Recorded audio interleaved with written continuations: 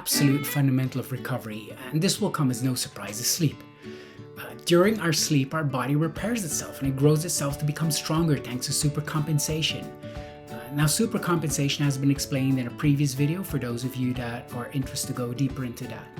Now, at the risk of oversimplifying, deep sleep is for the physical recovery and REM sleep is for the mental recovery, although the reality is it's a lot more complex than this.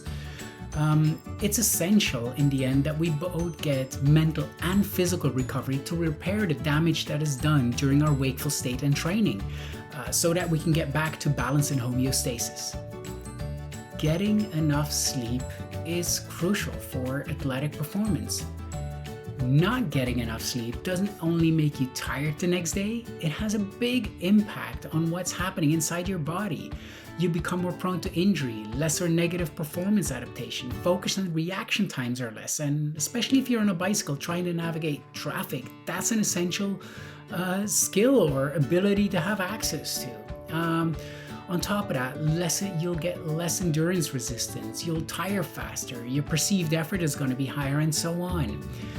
And then on the hormonal side, you can get hormonal imbalances that can trigger your appetite or satiation being dysregulated.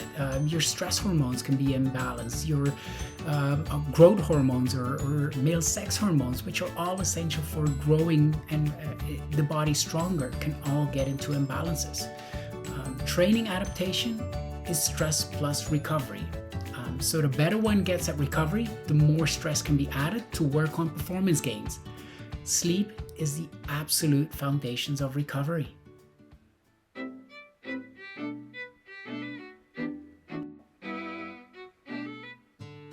This is a question I get a lot. The reality is it all depends on your physiology.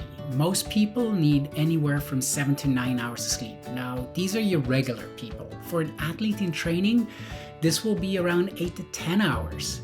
I can already hear many people scratch their heads and say, how am I going to do this? Or I can get by 6 hours of sleep.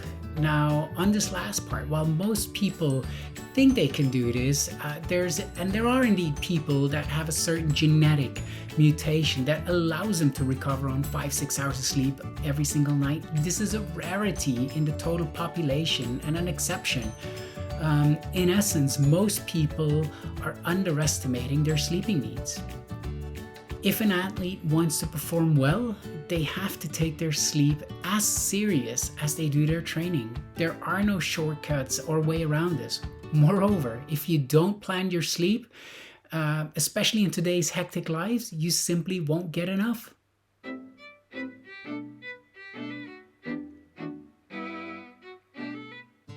Sleep hygiene is what it all comes down to, and it's essential. So here's a few key elements of a holistic approach to sleep hygiene. Areas such as consistency, avoiding blue light, winding down, having a cool bedroom, coffee and tea, alcohol, dinner and late night snacking, what is out there in nature to pull on its assistance, and what to do the morning after a good or a bad night's sleep.